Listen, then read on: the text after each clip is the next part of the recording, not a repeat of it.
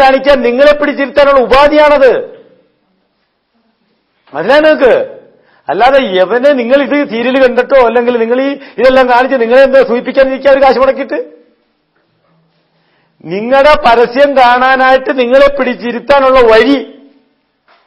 പണ്ടൊക്കെ എന്ന് പറഞ്ഞാൽ നമ്മൾ ഒരിടത്ത് പരസ്യം കാണുമ്പോൾ അപ്പുറത്തെ ചാനലിലോട്ട് പോകാൻ റിമോട്ട് വലിച്ചിട്ട്, ഇപ്പൊ അതും പറ്റൂല.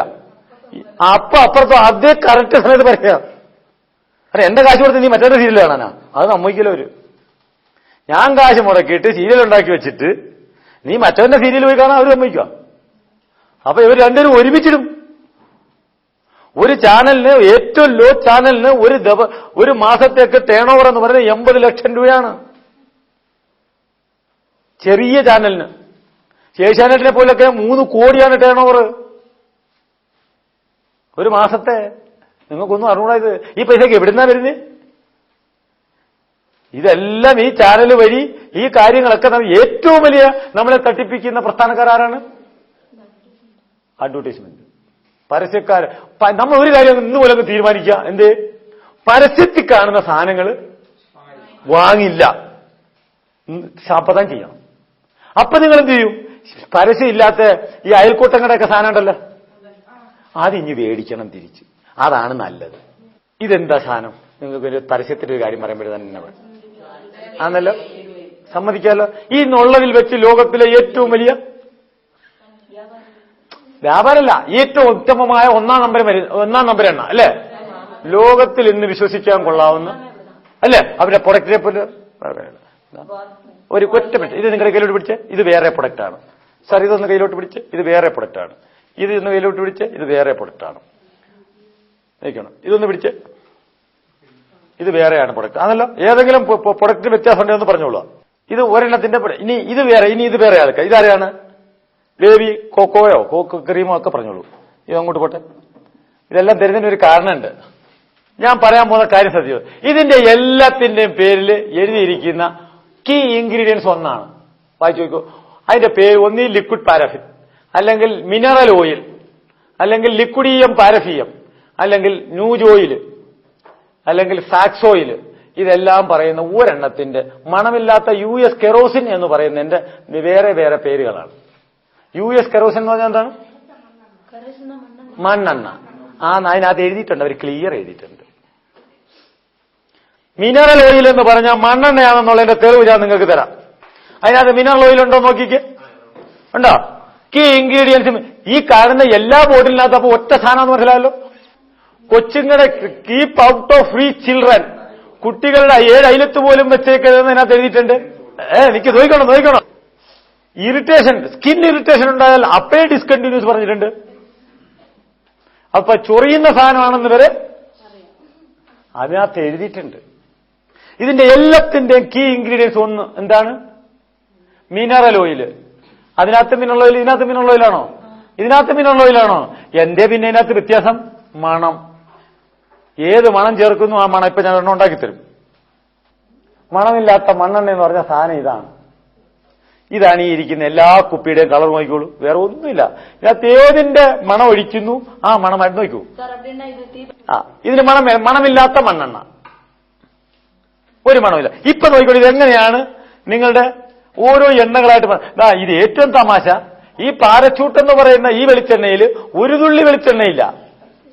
ഇത് ജാസ്മിൻ ഹെയർ ഓയിൽ. ജാസ്മിൻ ഇല്ലേ നടിയിരിക്കുന്നത് ജാസ്മിൻ, ഇത് മുല്ലപ്പൂവായിട്ട് യാതൊരു ബന്ധവുമില്ല. അതറിയാലോ, കെമിക്കലാണെന്നുള്ളവരറിയാലോ. ഈ കെമിക്കലിന്റെ എസൻസ് ആണിത്. ഇന്ന് മാർക്കറ്റിൽ ചവനപ്രകാശത്തിന്റെ വരെ എസൻസ് കിട്ടും, പേടിക്കണ്ട. എല്ലാ സാധനത്തിനും എസൻസ് മാർക്കറ്റിലുണ്ട്. ആദ്യം ബിരിയാണി കാണിക്കുമ്പോൾ ഞാൻ പറഞ്ഞുതരാം. ബിരിയാണിയുടെ എസൻസിന്റെ ഇരിപ്പുണ്ട്, അതിന്റെ സ്പെഷ്യൽ ബിരിയാണിയുടെ എസൻസ് ഇരിപ്പുണ്ട്. നിങ്ങൾ ഈ ബിരിയാണിയുടെ അരി മേടിക്കുമ്പോൾ ഒരുപാട് ശ്രദ്ധിച്ചോണം. ആ പാക്കറ്റിന്റെ പുറത്ത് ക്ലിയർ എഴുതിയിട്ടുണ്ട് ഫ്ലേവറൈസ്ഡ് ബിരിയാണി റൈസ് എന്നാണ് എഴുതിയിരിക്കുന്നത്. ഫ്ലേവറൈസ്ഡ് എന്ന് പറഞ്ഞ അർത്ഥം മണം അടിച്ചതാണെന്ന്. നിങ്ങൾ നോക്കിക്കോളൂ, ഏത് ബിരിയാണി 140 രൂപ കൊടുക്കണം 1 കിലോ ബിരിയാണി അരിക്ക്. 25, 30, 40 നിങ്ങളുടെ കയ്യിലുള്ള പോക്കറ്റിലുള്ള കാശനുസരിച്ച് ബിരിയാണി അരി കിട്ടുമ്പോൾ ആലോചിക്കണം.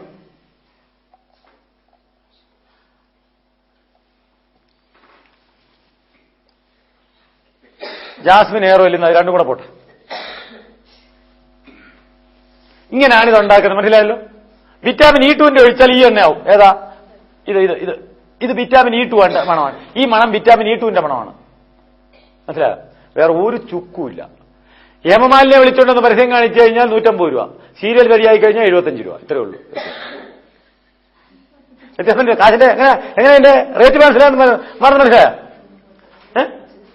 ഹേമമാലിനി വന്ന 150, സീരിയൽ നടിയായ 75. ഇത്രയേ ഉള്ളൂ. നിങ്ങൾ ഒരു കാര്യം ഓർത്തു വെച്ചോളൂ. ഇപ്പൊ തേങ്ങ വേണ്ട വെളിച്ചെണ്ണ ഉണ്ടാക്കാൻ. തേങ്ങയൊക്കെ നമ്മുടെ തേങ്ങ ഇപ്പൊ ഒരു കാര്യം കൊണ്ട് തെങ്ങയില് തേങ്ങ പണ്ടുള്ളതിന്റെ ഒരു 10-25 കൊല്ലത്തിന് മുമ്പിട്ടുള്ള നാട്ടിലെ തെങ്ങിന്റെ ഒരു 10% പോയിട്ട് തേങ്ങ പോലെ നമ്മുടെ നാട്ടിലില്ല. ഉണ്ടാ?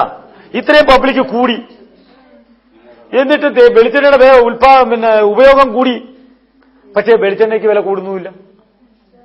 വെളിച്ചെണ്ണയ്ക്ക് എപ്പോഴാ വില കൂടുന്നത് നിങ്ങൾ കണ്ടിട്ടുണ്ടോ? അറിയോ?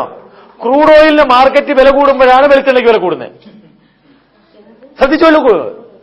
ക്രൂഡ് ഓയിലിന് മാർക്കറ്റിൽ എപ്പോ വില കൂടുന്നു അപ്പോഴെല്ലാം എണ്ണയ്ക്കും വില കൂടും. കാരണം ഇതെല്ലാം മണ്ണെണ്ണ, ഇത് പെട്രോളിയം ഉൽപ്പന്നമാണ്. ഇവനാണ് വെളിച്ചെണ്ണ. കണ്ട, ഇതെങ്ങനെ വെളിച്ചെണ്ണ ഞാൻ പറഞ്ഞുതരാം. നിങ്ങൾക്ക് തന്നെ അറിയാവുന്ന കാര്യമുള്ളൂ. ഇതിനൊന്നും അവിടം വരെ ഒന്നും പോണ്ട. പണ്ട് നമ്മള് ഒരു 5-8 വർഷത്തിന് മുമ്പിട്ട് നെയ്യപ്പം, വട, സമോസ ഇതൊക്കെ ഉണ്ടാക്കിയിട്ട് പിറ്റേന്ന് വെച്ച് കഴിയുമ്പോൾ ഒരു മുറിക്കുമ്പോൾ ഒരു നൂല് വരുമായിരുന്നു. ഓർമ്മയുണ്ടോ? ഇപ്പൊ എന്തിയ നൂല്? എങ്കിൽ നൂലെന്തിയേ? ഇങ്ങനെ മുറിക്കുമ്പോ ഒരു വലിച്ചൊരു നൂല് വരത്തില്ലായിരുന്നോ? ഉണ്ണിയപ്പൊക്കെ ഇങ്ങനെ മുറിക്കുമ്പോ അല്ല, അത് വലിച്ചിട്ട് ഒരു നൂല് വരില്ലായിരുന്നു. ഇപ്പൊ എന്തിയ നൂല്? അല്ലല്ല, നല്ല വെളിച്ചെണ്ണയിലാണ് അല്ലെ പാം ഓയിലാണോ വറുത്തതെങ്കിൽ ആ നൂല് വരും. മണ്ണെണ്ണയിൽ വറുത്താ വരില്ല. ഇതിനകത്താണ് വറക്കുന്നത്. ഇതിന്റെ ക്രൂഡാണ് പാം ഓയില്. ഇപ്പൊ മനസ്സിലായോ? ഇതിന്റെ ക്രൂഡിനകത്തുനിന്ന് പ്രോസസ് ചെയ്ത് ആസിഡും ആൽക്കലിയും IPA കൂടെ ചേർത്ത് ട്രീറ്റ്മെന്റ് ചെയ്ത് സ്ട്രിപ്പറിൽ കൂടെ കഴിഞ്ഞിട്ട് തിളപ്പിച്ച് വാട്ടർ വാഷ് നടത്തി പെർക്കുലേഷൻ ചെയ്ത് എടുക്കുന്ന സാധനമാണ് ഈ സാധനം. മനസ്സിലായോ? ഇത് അപ്പോഴാണ് ഈ കളർ വന്നത്. ഇതിന്റെ മുമ്പിലത്തെ കളറാണ് നിങ്ങൾ പാം ഓയിൽ എന്നും പറഞ്ഞുകൊണ്ട് മേടിച്ച് കഴിക്കുന്ന സാധനം. അത് പാം ഓയിലൊന്നുമല്ല. ഒരു 4-5 മാസത്തിന് മുമ്പിട്ട് കൊച്ചിയിൽ ഒരു 80,000 ടൺ പാം ഓയിൽ എന്ന് പറഞ്ഞ് ഓർമ്മയുണ്ടോ? പത്രത്തിലൊക്കെ വായിച്ചായിരുന്നോ? കാക്കനാട്ടിൽ നിന്ന് സാർമാര് പോയിട്ട് പരിശോധിച്ചിട്ട് പറഞ്ഞു ഇത് കുടിക്കാൻ കൊള്ളില്ല, ഇതിനകത്ത് മണ്ണെണ്ണയുടെ വാറ എടുക്കുന്നതെന്ന് പറഞ്ഞു. അന്നേരം അവർ പറഞ്ഞു 3 ദിവസം കഴിഞ്ഞപ്പോൾ അവർ പറഞ്ഞു കുഴപ്പമില്ല, ഇപ്പൊ കഴിക്കാം, കുടിച്ചോളാം. 3 ദിവസം മുമ്പിട്ട് പറഞ്ഞതും അവരാണ്, 3 ദിവസം കഴിഞ്ഞിട്ട് പറയുന്നവരാണ്. ഇതിന്റെ ഇടയ്ക്ക് എന്താ നടന്നത് നമുക്ക് ഊഹിക്കാവുന്നല്ലേ ഉള്ളൂ, ഇല്ലേ? ഇതൊക്കെ തിന്നുന്ന ആരാണെന്ന് അവരാ പറയുന്നത്. തിന്നു, കുടിച്ചു. നിങ്ങൾക്ക് വേറെ ഭയങ്കര തമാശ പറഞ്ഞുതരാം. ഇന്ത്യൻ ഭരണഘടനയിൽ മായം ചേർക്കുന്നവനെ പിടിക്കാൻ നിയമം ഇല്ല. ആദ്യം പഠിച്ചു വെച്ചോളൂ, ഇത് നോട്ട് ചെയ്ത് വെച്ചോളൂ ഈ പോയിന്റ്. മനസ്സിലായോ? മായം ചേർക്കാൻ പറഞ്ഞുതരാം എങ്ങനെയാന്ന്. ഞാനവിടെ കാക്കനാട്ട് പോയി ഞാൻ കാണിച്ചേ. ഈ കാക്കനാട്ട് സർക്കാരിന്റെ അനാലിറ്റിക്കൽ ലാബിൽ പോയിട്ട് ഇതെല്ലാം നിരത്തി ഞാൻ. മനസ്സിലായോ? ഇതെല്ലാം നിരത്തി ഒരിടത്ത് നിരത്തിയപ്പോ അവരാ പറഞ്ഞേ വൈദ്യര് കൂടുതലൊന്നും പറയണ്ട, ഇവിടെ ആർക്കും ഒന്നും ചെയ്യാൻ പറ്റില്ല. ഞാൻ പിന്നെ നിങ്ങൾ ഡിപ്പാർട്ട്മെന്റ് എന്തിനാ? ഈ ഡിപ്പാർട്ട്മെന്റിന്റെ ആവശ്യം കളക്ടീരാ. നിങ്ങളുടെ കടക്കാരന്റെ അടുത്തുനിന്ന് സാമ്പിൾ എടുത്തോണ്ട് പോന്നേ. മനസ്സിലായ? അത് അവനെയാണ് ശിക്ഷിക്കുന്നത്. മേളിയിരിക്കുന്നതിനെ പിടിക്കാൻ വകുപ്പില്ല. അല്ല, മനസ്സിലായ? അത് കഴിഞ്ഞിട്ട് മായം ചേർക്കാൻ നിയമമുണ്ട്. എങ്ങനെയാണെന്നറിയോ? ഒരു ചാക്ക് അരിക്കകത്ത് 1/2 കിലോ വരെ കല്ലും മണ്ണും അനുവദനീയമാണ്. അല്ല, മനസ്സിലായ? അപ്പൊ ഇല്ലാത്ത കല്ലും മണ്ണും വാരി ഇടാൻ വരെ അതിനകത്ത് നിയമമുണ്ട്.